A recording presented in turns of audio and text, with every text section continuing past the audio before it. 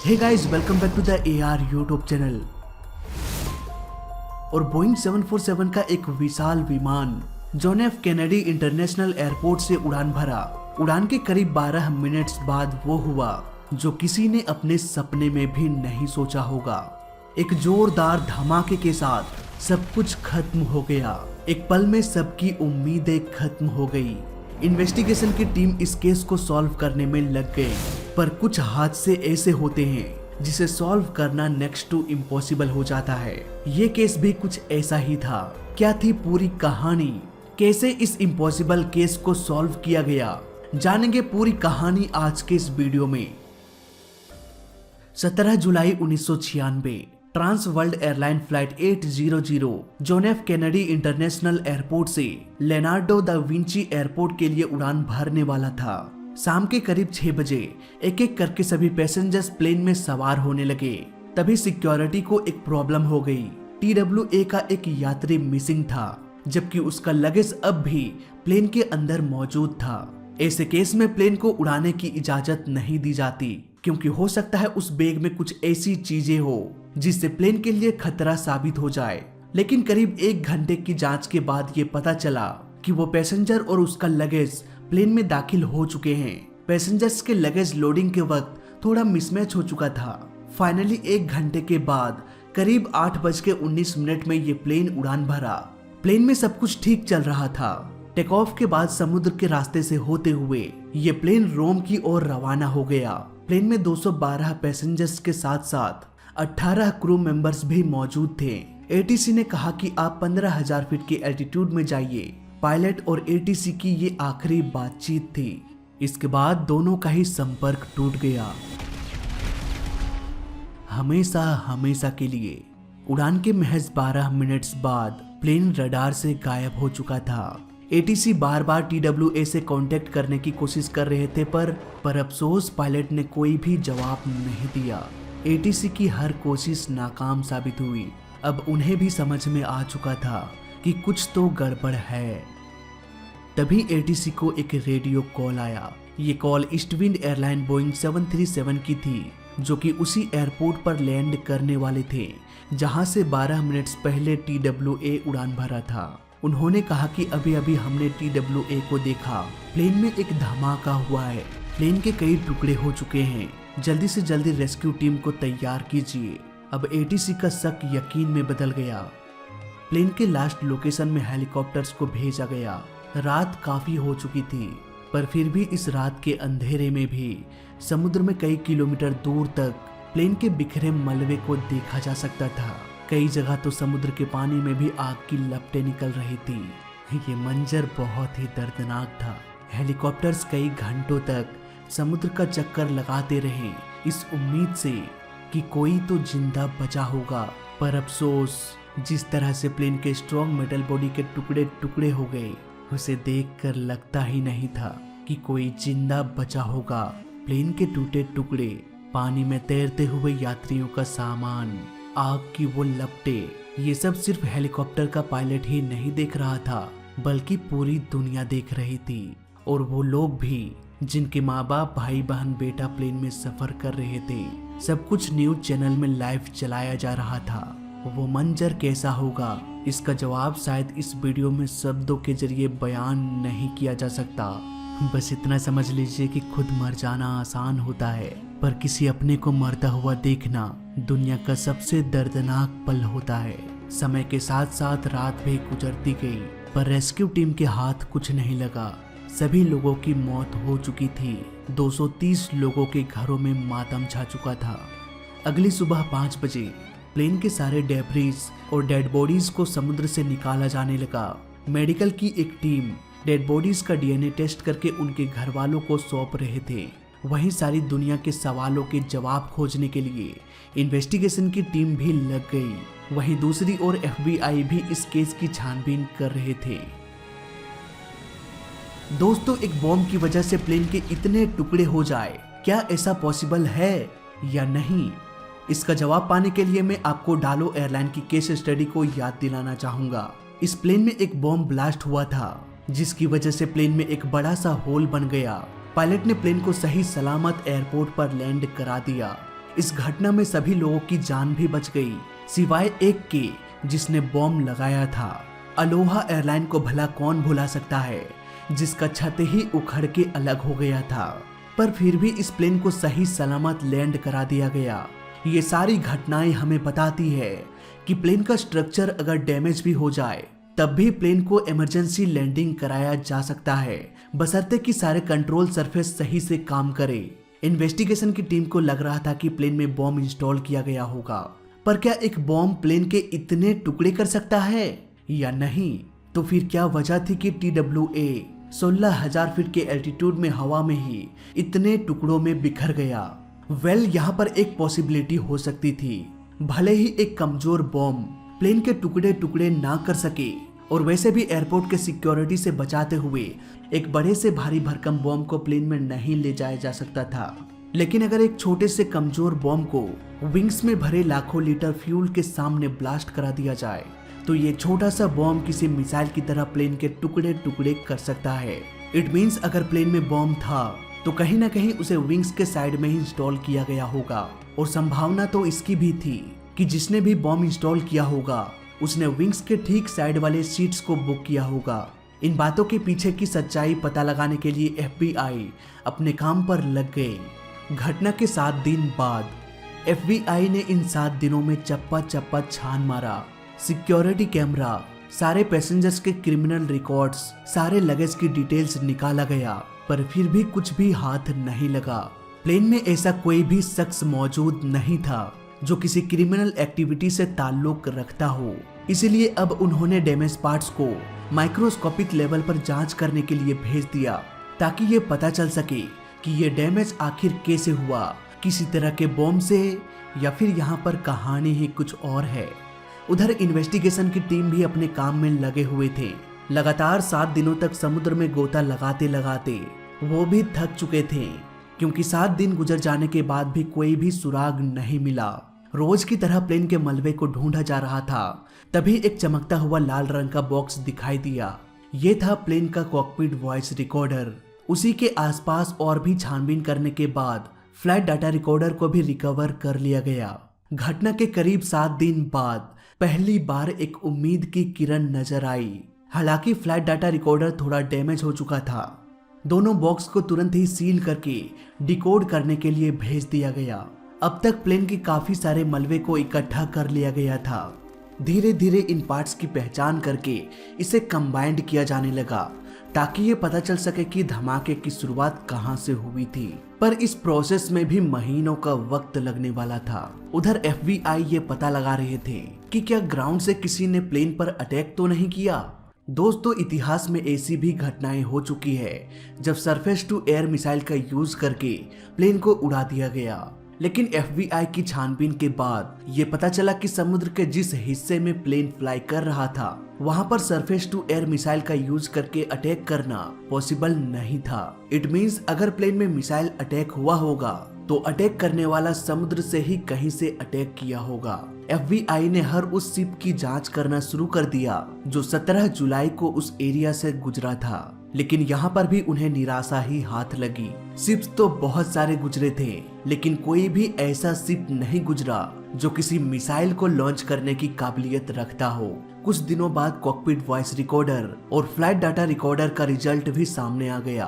Flight data recorder से ये पता चला कि फ्लाइट TWA 800 रोज की तरह नॉर्मली टेक ऑफ किया। प्लेन का सारा इंस्ट्रूमेंट सही से अपना काम भी कर रहा था, और फिर अचानक से सब कुछ बंद पड़ गया। कॉकपिट वॉइस रिकॉर्डर को सुनने के बाद ये पता चला कि पायलट्स नॉर्मली बात कर रहे थे। कॉकपिट और कैबिन में सब कुछ ठीक चल रहा था, न कोई बॉम्ब और न ही किसी तरह की अफरा तफरी। लग रहा था जैसे किसी को भी इस अनहोनी की खबर नहीं थी। और फिर एक तेज आवाज के साथ सब कुछ खत्म हो गया। ब्लैक बॉक्स के छानबीन के बाद भी ये पता नहीं चल पाया कि आखिर ये हादसा कैसे हुआ, पर कहीं ना कहीं उम्मीद अभी बाकी था। 7 फरवरी 1980 में चाइना एयरलाइन का टेल टेक ऑफ करते वक्त रनवे से रगड़ खा गया, जिससे प्लेन के टेल में एक क्रैक आ गया। उस वक्त ये क्रैक नॉर्मल सा दिख रहा था, इसीलिए सिंपली ग्लू लगाकर एक मेटल प्लेट को चिपका दिया गया। लेकिन समय के साथ साथ ये क्रैक अंदर ही अंदर बढ़ता गया और करीब 20 साल बाद ये इतना कमजोर हो गया कि 35,000 फीट के एल्टीट्यूड में अचानक से टूट के अलग हो गया। इसके बाद इस प्लेन का TWA की तरह टुकड़े टुकड़े हो गए। बात करें TWA 800 की, तो इसे भी साल 1971 में बनाया गया था। इसके बाद ईस्टर्न एयरलाइन ने इसे खरीद लिया। कुछ साल इसका यूज करने के बाद फिर से इसे बेच दिया गया। ट्रांस वर्ल्ड एयरलाइन यानी कि TWA ने इस सेकेंड हैंड एयरक्राफ्ट को खरीद लिया। ये प्लेन लगभग 17,000 बार टेक ऑफ और लैंडिंग कर चुका था। देखा जाए तो ये प्लेन काफी पुराना प्लेन था, लेकिन पुराना होने का ये मतलब नहीं है कि प्लेन कमजोर था। अगर प्लेन का मेंटेनेंस सही से किया जाए तो इसे 20 तो क्या 50 सालों तक भी फ्लाई कराया जा सकता है। इन्वेस्टिगेशन की टीम ने इस फ्लाइट के हिस्ट्री को भी छान मारा, पर कोई भी ऐसा इवेंट नहीं मिला जहां इसके साथ किसी तरह की अनहोनी हुई हो या मेंटेनेंस में किसी तरह की लापरवाही हुई हो। यानी कि प्लेन का स्ट्रक्चरल फेलियर का शक भी खारिज हो गया। चाहे FBI हो या इन्वेस्टिगेशन की टीम, सभी की कोशिशें नाकाम साबित हो रही थी। घटना के 3 महीने बाद प्लेन के मेटल बॉडी को माइक्रोस्कोपिक लेवल पर जांच करने के बाद ये पता चला कि प्लेन में किसी तरह का बॉम्ब या मिसाइल अटैक नहीं हुआ था। उधर 3 महीने बाद प्लेन के 70% मलबे को कलेक्ट कर लिया गया। इसके बाद इन पार्ट्स को कंबाइंड कर दिया गया। इसके बाद इसे गहराई से छानबीन करने के बाद एक बहुत बड़ा क्लू मिल गया।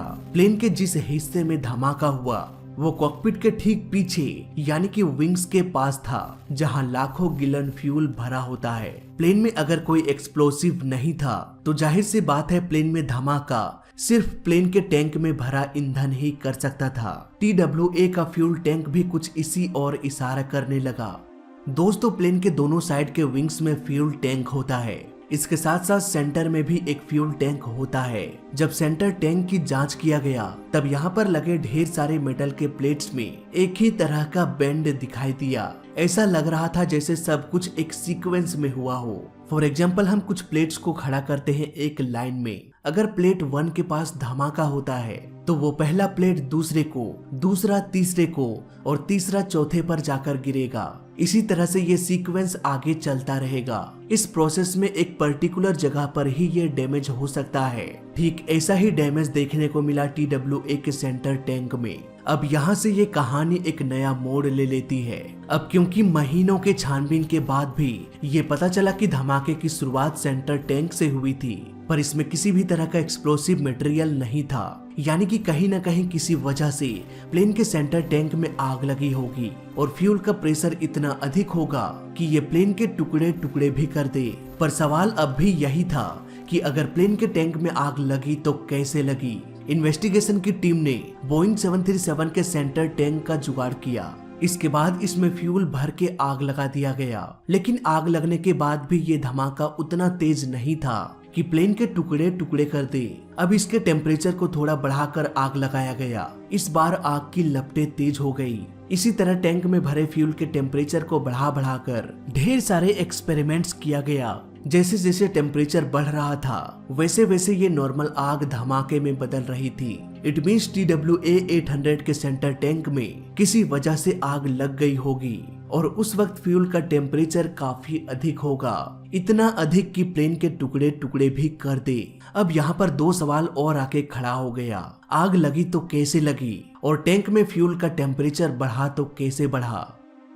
दोस्तों, जेट फ्यूल अधिक ज्वलनशील नहीं होता नॉर्मल या नॉर्मल से कम टेम्परेचर में। हालांकि मेरे इस बात पर बहुत से लोग डिसएग्री करेंगे कि जेट फ्यूल में तो आसानी से आग लग जाती है और अगर इसे प्रेशराइज्ड किया जाए तो ये एक धमाका भी कर सकता है। यहाँ पर आपको टेम्परेचर को भी कंसीडर करना पड़ेगा। भारत में नॉर्मल टेम्परेचर खास करके मार्च के महीने में 35 से 40 डिग्री सेल्सियस के आसपास होता है, जो कि काफी अधिक होता है। लेकिन JFK एयरपोर्ट, जहां से TWA उड़ान भरा था, वहां का टेम्परेचर इन दिनों 12 से 15 डिग्री सेल्सियस के आसपास होता है, यानी कि भारत से 3 गुना कम टेम्परेचर। इसीलिए तो ठंडे प्रदेशों में जेट फ्यूल में आग जल्दी से नहीं लगती, जबकि Delhi, Mumbai, Dubai, Singapore, Australia जैसे एयरपोर्ट्स में टेम्परेचर काफी अधिक होता है। इसीलिए प्लेन में फ्यूल भरते समय भी काफी सावधानी बरती जाती है, क्योंकि गर्मी के कारण ये फ्यूल एयर के साथ मिक्स होके वेपोराइज हो जाते हैं और इसमें बहुत तेजी से आग लग सकती है। बात करें TWA की तो ये प्लेन 17 जुलाई को उड़ान भरने से पहले दोपहर के लगभग 3 बजे ही एयरपोर्ट में आकर धूप में खड़ा हो गया था। हालांकि शाम के समय टेम्परेचर उतना अधिक नहीं होता। खैर, इसके बाद शाम के 6 बजे से प्लेन के सारे एयर कंडीशनिंग सिस्टम को ऑन कर दिया गया। इस प्लेन को करीब 7 बजे उड़ान भरना था, लेकिन बैग्स की मिसमैचिंग की वजह से प्लेन के उड़ान को 1 घंटा डिले कर दिया गया। फाइनली 9:19 में ये प्लेन उड़ान भरा। इट मीन्स लगभग 2.5 घंटे प्लेन का एयर कंडीशनिंग सिस्टम प्लेन में हीट जनरेट करता रहा। कहीं न कहीं ये हीट प्लेन के सेंटर टैंक को भी गर्म कर रहा था, जिसकी वजह से इसमें भरा फ्यूल भी एयर के साथ मिक्स होकर वेपोराइज होने लगा। हालांकि प्लेन के टैंक के लिए ऐसा होना कोई बड़ी बात नहीं है, क्योंकि वैसे भी गर्म एयरपोर्ट्स में ऐसा होना नॉर्मल है। और प्लेन के टैंक में तो कोई कूलिंग सिस्टम भी नहीं होता और न ही एयर को अंदर आने से रोकने के लिए इसे सील किया जाता है। अगर फ्यूल टैंक को सील कर दिया जाए तो जैसे जैसे फ्यूल खत्म होता जाएगा वैसे वैसे टैंक में वैक्यूम क्रिएट होने लगेगा। ये वैक्यूम प्रेशर को इतना कम कर देगा कि इसके टैंक्स आपस में कोलैप्स कर जाएंगे। इसलिए कभी भी फ्यूल टैंक को सील नहीं किया जाता, चाहे बात करे बाइक, कार या प्लेन के टैंक की। अब इन्वेस्टिगेशन की टीम को भी लगने लगा कि हो ना हो इतना तेज धमाका इसी वजह से संभव हो पाया। धीरे धीरे TWA के राज से पर्दा उठ रहा था, पर एक सवाल अब भी अनसुलझा ही था कि ये आग आखिर कैसे लगी। प्लेन में आग महज कुछ ही कारणों से लग सकती है, जैसे कि लाइटनिंग, इलेक्ट्रिक फेलियर या फिर शॉर्ट सर्किट। बात करें लाइटनिंग की तो यहाँ पर लाइटनिंग का कोई चांस ही नहीं था, क्योंकि उस दिन मौसम साफ दिखाई दे रहा था। अगर कोई इलेक्ट्रिक डिवाइस फेल हो जाए, ओवरहीट हो जाए या किसी वजह से उसमें हाई वोल्टेज ट्रांसफर हो जाए, ऐसे केस में भी आग लग सकती है। लेकिन TW के अगर किसी डिवाइस में खराबी आ जाती तो फ्लाइट डाटा रिकॉर्डर को ये पता चल जाता, पर FDR के अनुसार ऐसा कुछ भी नहीं हुआ था। आखिर में बचा शॉर्ट सर्किट। प्लेन के टैंक में शॉर्ट सर्किट से ही आग लगी होगी, पर इन्वेस्टिगेशन की टीम के पास ऐसा कोई भी सबूत नहीं था जो ये साबित कर सके कि प्लेन में कहीं शॉर्ट सर्किट हुआ हो। प्लेन में इतने सारे वायर्स होते हैं जो क्रैश के बाद जाहिर सी बात है डैमेज हो गया होगा। अब उस डैमेज या जले हुए वायर को देखकर ये कैसे पता चल सकता है कि ये शॉर्ट सर्किट से ही हुआ है। अब यहाँ पर फिर से FDR यानी कि फ्लाइट डाटा रिकॉर्डर और कॉकपिट वॉइस रिकॉर्डर को बारीकी से जांच किया जाने लगा, इस उम्मीद से कि कोई तो छोटी से छोटी सुराग मिल जाए जो किसी शॉर्ट सर्किट की ओर इशारा कर रहा हो। करीब 4 सालों के लंबे इन्वेस्टिगेशन के बाद इन्वेस्टिगेशन की टीम ने फाइनल रिपोर्ट पब्लिश किया। तो आइए देखते हैं क्या हुआ था ट्रांस वर्ल्ड एयरलाइन फ्लाइट 800 के साथ। JFK एयरपोर्ट से TWA 2.5 घंटे की देरी से उड़ान भरा। प्लेन के सेंटर टैंक में भरा फ्यूल वेपोराइज हो चुका था। इसी टैंक से होते हुए एक वायर को गुजारा गया था। इस वायर में बैक टू बैक 2 बार शॉर्ट सर्किट हुआ। प्लेन के टैंक में ऑलरेडी फ्यूल वेपोराइज हो चुका था और इस शॉर्ट सर्किट ने फ्यूल टैंक को जीता जागता टाइम बॉम्ब बना दिया। और फिर हुआ एक धमाका। इसी धमाके ने प्लेन के टुकड़े टुकड़े कर दिए। कॉकपिट वॉइस रिकॉर्डर को दोबारा से जांच करने पर यह पता चला कि कुछ मिली सेकेंड्स के लिए इसने रिकॉर्ड करना बंद कर दिया था, वो भी ठीक ब्लास्ट होने से पहले। इन्वेस्टिगेशन की टीम ने ये अंदाजा लगाया कि यहीं पर 2 बार शॉर्ट सर्किट हुआ होगा, इसीलिए कॉकपिट वॉइस रिकॉर्डर ने कुछ सेकंड्स के लिए रिकॉर्ड करना बंद कर दिया था। मे भी ठीक से करंट सप्लाई नहीं हुआ होगा कॉकपिट वॉइस रिकॉर्डर तक। हालांकि पुख्ता तौर से कुछ भी नहीं कहा जा सकता कि ये वाकई में शॉर्ट सर्किट था या कुछ और। अगर शॉर्ट सर्किट था भी तो ये भी नहीं कहा जा सकता कि प्लेन के किस हिस्से में शॉर्ट सर्किट हुआ था। हम बस इतिहास की घटनाओं से सीखते हैं, उन फैक्ट्स पर विचार करते हैं। इन्हीं फैक्ट्स को मिलाकर एक कहानी रची जाती है और फिर पूरा रिजल्ट दुनिया के सामने रखा जाता है। तो यही कहानी थी TWA 800 की, जिसके कुछ राज आज भी गुमनाम है। तो इस वीडियो में अभी तक के लिए बस इतना ही। वीडियो अच्छा लगा तो लाइक कर देना, बुरा लगा तो डिसलाइक कर देना, और दोनों ही केस में इस चैनल को सब्सक्राइब कर देना, क्योंकि इस चैनल में सीखने के लिए बहुत कुछ है। तो मैं मिलता हूँ आपसे अगली वीडियो में, तब तक के लिए देखते रहिए और सीखते रहिए। जय हिंद, वंदे मातरम।